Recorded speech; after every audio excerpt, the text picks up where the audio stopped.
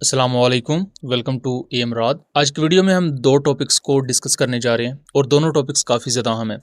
पहला टॉपिक तो ये है कि पाकिस्तान पर बेसिकली 4 ड्रोन्स फायर किए गए हैं 30 जून से लेकर 1 जुलाई की रात के दरमियान, और पाकिस्तान पर ये एक बड़ा अटैक है जो ड्रोन्स के थ्रू कंडक्ट किया गया और अफगानिस्तान इसे एक रिटेलिएटरी स्ट्राइक कह रहा है। दूसरा हम बात करेंगे कि रफीकी एयरबेस से एक नई सैटेलाइट इमेजरी निकलकर सामने आई है जिसमें एलिजिडली मल्टीपल पाकिस्तानी साइड पर रोस्टेंट्स क्लेम कर रहे हैं कि भाई देखो KJ-500 जो नेक्स्ट जनरेशन एवेक्स है वो पाकिस्तान को डिलीवर कर दिया गया है चाइना की तरफ से। तो उसकी रियलिटी क्या है उसको हम समझेंगे। सबसे पहले अगर हम ये ड्रोन वाली रिटेलिएशन या ड्रोन अटैक पर आ जाएं तो अफगानिस्तान ने 2 ड्रोन्स फायर किए थे 29 से 30 जून के दरमियान, और ये दोनों ड्रोन्स क्वेटा के ऊपर शूट डाउन कर दिए गए थे। अब इसके बाद 30 जून से लेकर 1 जुलाई के दरमियान 4 मजीद ड्रोन्स फायर किए गए, और इन चारों ड्रोन्स को पाकिस्तान के ऑफिशियल क्लेम के मुताबिक पाकिस्तान के इलेक्ट्रॉनिक वॉरफेयर सिस्टम ने ब्रॉट डाउन कर दिया, या कह लें कि इन्हें नाकारा बना दिया। और इलेक्ट्रॉनिक वॉरफेयर सिस्टम के तहत बेसिकली क्या होता है कि आप इनकी कम्युनिकेशन को कट डाउन कर देते हैं, जिसकी वजह से ये ड्रोन्स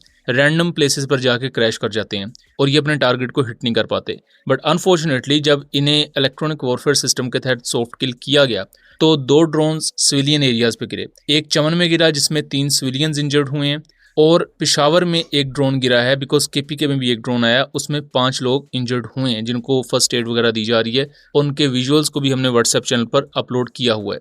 अफगानिस्तान के ऑफिशियल वर्जन के मुताबिक उन्होंने पाकिस्तान में जो दाइश की सेंचुरीज हैं या दाइश के जो हाइड आउट्स हैं उनको टारगेट किया है और डिस्ट्रॉय किया है, बट अभी तक अफगान तालिबान की तरफ से उसकी कोई इमेजरी रिलीज़ नहीं की गई।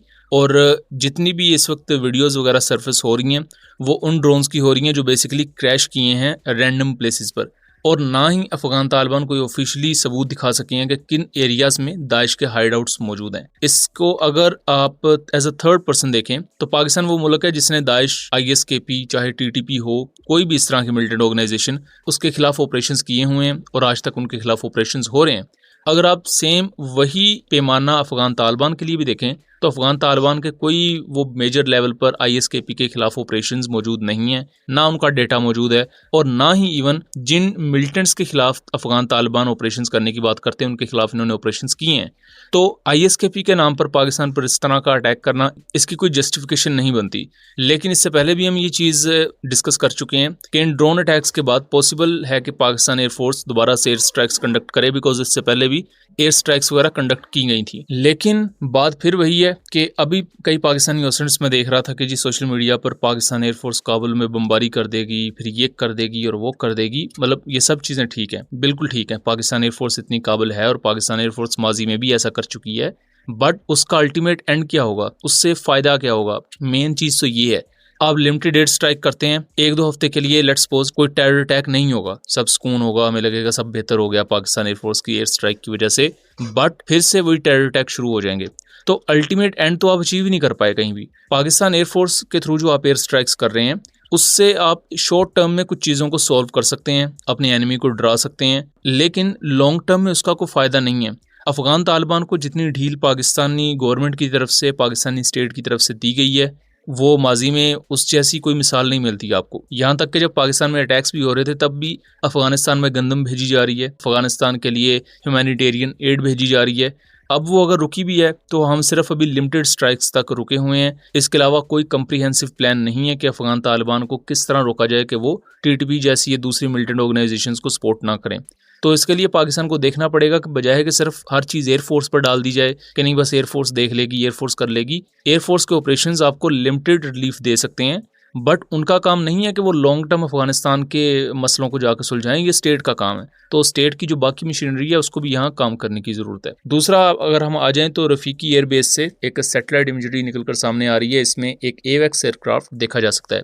मल्टीपल पाकिस्तानी वेबसाइट्स इसे KJ-500 AWACS क्लेम कर रहे हैं कि जी पाकिस्तान एयरफोर्स को KJ-500 AWACS चाइना ने डिलीवर कर दिए हैं, और ये इमेजरी बेसिकली 14 मई 2025 की है। तो इट मीन्स के मई 2025 का जो क्लैश था उस दौरान पाकिस्तान के पास ये AWACS मौजूद थे, या पाकिस्तान को चाइना ने एमरजेंसी में ये नेक्स्ट जनरेशन AWACS प्रोवाइड किए हों।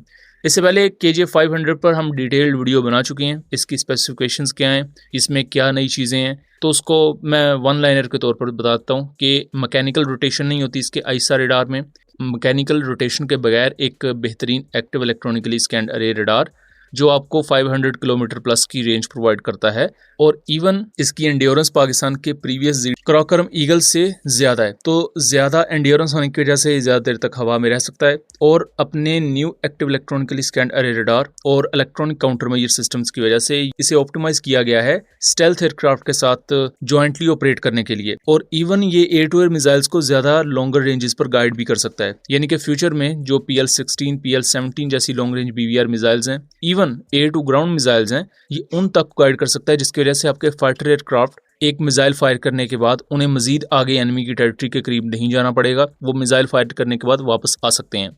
और इसके इन्हीं नेक्स्ट जनरेशन फीचर्स की वजह से KJ-500 पाकिस्तान एयरफोर्स के लिए काफ़ी ज़्यादा एक ऑप्टिमल ऑप्शन बन जाता है ऐसी सिचुएशन में जब Pakistan Chinese made stealth aircraft ही ले रहा है।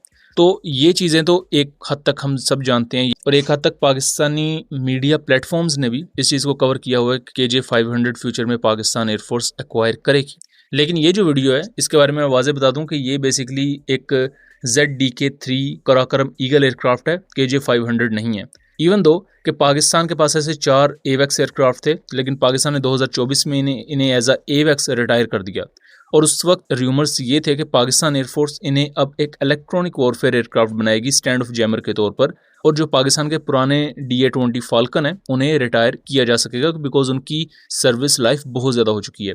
तो ये KJ-500 तो नहीं है, लेकिन सवाल ये है कि इन्हें तो AWACS के रोल के लिए रिटायर कर दिया गया था बिकॉज ये एक प्योरली चाइनीज़ इक्विपमेंट था और F-16 के साथ इसकी इंटीग्रेशन उतनी अच्छी नहीं थी, इसलिए पाकिस्तान फिर साब 2000 पर ज़्यादा रिलाई करता रहा। और चूंकि पाकिस्तान के पास इस वक्त एक्स्ट्रा साब 2000 भी आ चुकी हैं और है भी वो ER वेरिएंट, तो पाकिस्तान के तमाम ऑपरेशनल रिक्वायरमेंट्स को पूरा कर देता है और मई 2025 में हम उसकी कैपेबिलिटीज़ देख भी चुके हैं। तो इस वजह से जो कराकोरम ईगल है उन्हें पाकिस्तान ने रिटायर किया, साब 2000 पाकिस्तान के पास एक्स्ट्रा थे।